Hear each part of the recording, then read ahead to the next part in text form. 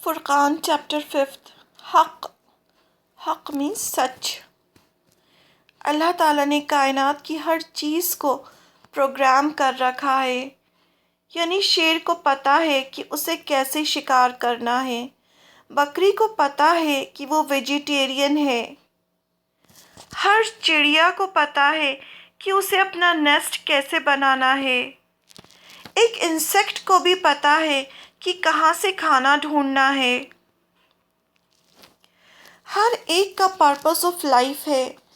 اللہ تعالیٰ نے کسی بھی چیز کو بیکار نہیں بنایا، کوئی بھی چیز اپنے رولز نہیں توڑتی ہے۔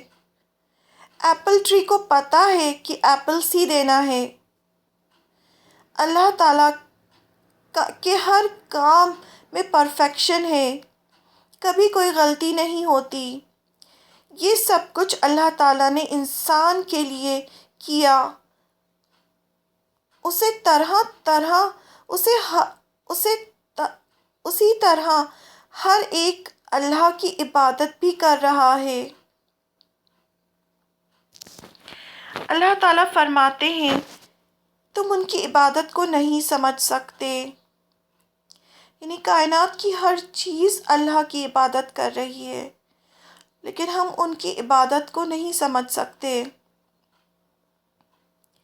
اسی طرح سے اللہ تعالیٰ نے جب دنیا بنائی تو قیامت تک جتنے لوگ بھی پیدا ہونے والے ہیں سب کی روحوں کو بنایا اور انہیں عالم ارواح میں رکھا۔ یہ وہ جگہ ہے جہاں پیدا ہونے سے پہلے روحیں ہوتی ہیں، پھر وہاں سے ماں کے پیٹ میں ڈالی جاتی ہیں جن کو جب پیدا ہونا ہوتا ہے۔ جب اللہ تعالیٰ نے ساری روحوں کو بنایا تو ان سے وعدہ لیا کہ وہ ایک اور صرف ایک اللہ کی عبادت کریں گی، اور سب نے وعدہ کیا۔ اسی کو وعدہ الست کہا جاتا ہے، یعنی سب نے وعدہ کیا کہ ہاں آپ ہمارے رب ہیں۔ سب نے کلمہ پڑھا، اور فرقان کے ساتھ اللہ تعالیٰ نے ہر انسان کو پیدا کیا۔ ہر انسان کے اندر فرقان موجود ہے، چاہے وہ کہیں بھی پیدا ہو، چاہے وہ دنیا میں آ کے کوئی بھی ریلیجن فالو کرے، لیکن ہر انسان کو پتہ ہے کیا صحیح ہے کیا غلط ہے۔ اور دوسرا، عبادت کا جذبہ ہر انسان کے اندر ہے، اس کو پتہ ہے کہ کوئی رب ہے جس نے یہ سب کچھ پیدا کیا اور اسے اس رب کے آگے جھکنا ہے۔ اب یہ روحیں الگ الگ گھروں میں پیدا ہوئیں، انہیں جیسا ماحول ملا ویسے ڈھل گئیں۔ اس لیے جیسے ہی لوگوں کو حق ملتا ہے لوگ بہت آسانی سے ریورٹ ہو جاتے ہیں، کیونکہ ایک اللہ کی عبادت ان کے نیچر میں ہے۔ اللہ تعالیٰ نے انسانوں اور جنوں کو فری ول کے ساتھ پیدا کیا، یعنی فرقان تو ڈالا لیکن اپنی مرضی کرنے کی بھی اجازت دی، کیونکہ ٹیسٹ صرف انسانوں اور جنوں کا ہوتا ہے۔ کائنات کی کسی اور چیز کا ٹیسٹ نہیں ہو رہا ہے۔ جتنی بھی چیزیں ہیں کائنات میں، جتنی بھی چیزیں وہ سب پروگرامڈ ہیں، جیسے اللہ تعالیٰ نے ان کو پروگرام کر کے بھیجا ہے وہ اسی طرح چل رہی ہیں۔ لیکن انسان کے اندر بھی اللہ تعالیٰ نے بہت سارے پروگرامز ڈالے ہیں، لیکن ساتھ ہی اسے فری ول بھی دی ہے کہ جو مرضی چاہے وہ کرو، اور اسے بتا دیا کہ یہ صحیح ہے یہ غلط ہے۔ اگر تم صحیح کام کرو گے، اللہ کے راستے پر چلو گے تو جنت ہے، اور اگر تم شیطان کے راستے پر چلو گے تو تمہارے لیے جہنم ہے، اور اس کے ہاتھ میں چوائس چھوڑ دی کہ اب تمہاری مرضی ہے جو چاہے وہ کرو۔ قیامت کے بعد ہر چیز ختم ہو جائے گی۔ آپ کو پتہ ہے نا، ایک دن اللہ تعالیٰ نے دنیا کو ایک لمیٹڈ ٹائم کے لیے بنایا ہے، وقت مقرر ہے، ڈیسائیڈڈ ہے، اور یہ کب تک کے لیے ہے یہ علم صرف اللہ تعالیٰ کو ہے۔ ایک دن یہ پوری دنیا ختم ہو جائے گی، سب کچھ ختم ہو جائے گا، زمین، آسمان، چاند، سورج، انسان ختم ہو جائیں گے، ہر چیز ختم ہو جائے گی۔ اور اس کے بعد اللہ تعالیٰ ایک میدان حشر میں ہر انسان کو جمع کریں گے۔ جتنے لوگ مر چکے ہیں وہ بھی دوبارہ سے زندہ ہو جائیں گے، اپنی قبروں سے نکلیں گے۔ شروع سے آخر تک، آدم علیہ السلام سے لے کے تو آخری انسان جو قیامت کے دن پیدا ہوا تھا، وہ سب کے سب ایک میدان حشر میں اکٹھا کر دیے جائیں گے، اور پھر ان کا حساب ہوگا، دیکھا جائے گا۔ جو نیک عمل کر کے آیا ہوگا اسے جنت میں ڈالا جائے گا، اور جو گناہ کر کے آیا ہوگا، جس کے گناہ زیادہ ہوں گے، وہ جہنم میں جائے گا شیطان کے ساتھ۔ قیامت کے بعد ہر چیز ختم کر دی جائے گی سوائے انسانوں، جنوں اور فرشتوں کو۔ یعنی جب قیامت آئے گی تو ہر چیز ختم ہو جائے گی، لیکن بچیں گے کون؟ انسان، جن، فرشتے، کیونکہ ان کا حساب ہوگا۔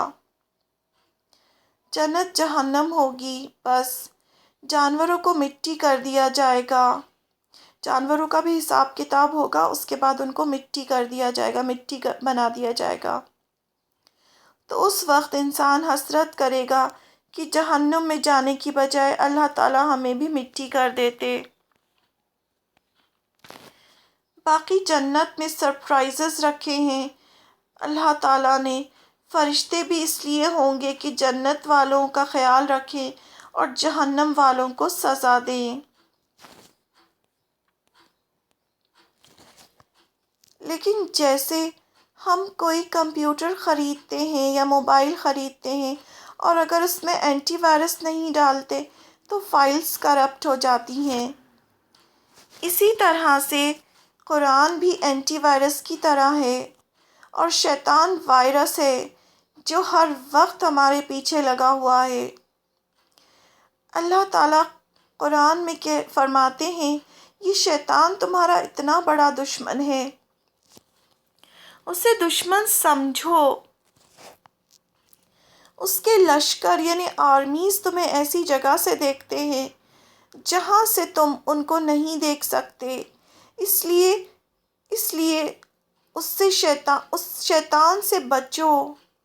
یعنی شیطان کے پاس اتنے سارے پاورز ہیں کہ وہ انسان پر چھپ کر حملہ کرتا ہے، اور جو چھپ کر حملہ کرتا ہے وہ تو زیادہ خطرناک دشمن ہوتا ہے۔ اس کی دشمنی انسان سے آدم علیہ السلام کے زمانے کی ہے، کیونکہ وہ آرام سے جنت میں رہ رہا تھا، اللہ کا حکم نہیں مانا، اور آدم علیہ السلام کو صرف پراؤڈ سے سجدہ نہیں کیا، جبکہ بہت بہت عبادت کرنے والا تھا، صرف ایک حکم نہ مان کر شیطان بن گیا اور اللہ کی رحمت سے دور ہو گیا۔ آپ کو پتہ ہے نا، شیطان بہت عبادت کرتا تھا، لیکن جب اللہ تعالیٰ نے اس سے کہا کہ آدم علیہ السلام کو سجدہ کرو، تو کہنے لگا میں ان سے بہتر ہوں، میں انہیں کیوں سجدہ کروں، اور اللہ کی بات نہیں مانی۔ صرف اس وجہ سے وہ اللہ کی رحمت سے دور ہو گیا۔ ہم کو اس سے بچ کر یہ زندگی گزارنی ہے، ورنہ ہمارے فرقان کو بھی یہ وائرس ختم کر دے گا۔ جب سے یہ دنیا بنائی، اللہ تعالیٰ نے کوئی ایسی جگہ نہ تھی جہاں کوئی میسنجر نہ بھیجا ہو جس نے ان کو ایک اللہ کی عبادت کی طرف بلایا۔ لیکن قرآن سے پتہ چلتا ہے کہ لوگوں نے ہر میسنجر کو بہت پریشان کیا، کیونکہ وہ ان کو ان کی ڈیزائرز پر چلنے کی بجائے اللہ کے راستے پر چلنے کے لیے کہتے تھے۔ بہت ساروں نے اپنے میسنجر کو مار ڈالا۔ جب آپ صلی اللہ علیہ وسلم سے پہلے عیسیٰ علیہ السلام کو بھی مارنے کی کوشش کی، لیکن اللہ تعالیٰ نے انہیں جسم اور روح کے ساتھ اٹھا لیا اور کسی اور کو ان کی شکل دے کر انہیں کروسیفائی کیا، جب کہ انہیں سمجھ آ رہا تھا کہ عیسیٰ علیہ السلام نہیں، ان کی پوری سٹوری ہم بعد میں دیکھیں گے انشاءاللہ۔ عیسیٰ علیہ السلام کے بعد اپروکسیمیٹلی 450 ایئرز تک اللہ تعالیٰ نے کوئی میسنجر نہیں بھیجا۔ وہ ڈارک پیریڈ تھا۔ آگے کے چیپٹر میں ہم مکہ کے حالات دیکھیں گے۔ قرآن پڑھنے سے پہلے جس پیریڈ کو جاہلیہ کہا جاتا ہے، یعنی پیریڈ آف اگنورنس، اس کے بارے میں ہم پڑھیں گے۔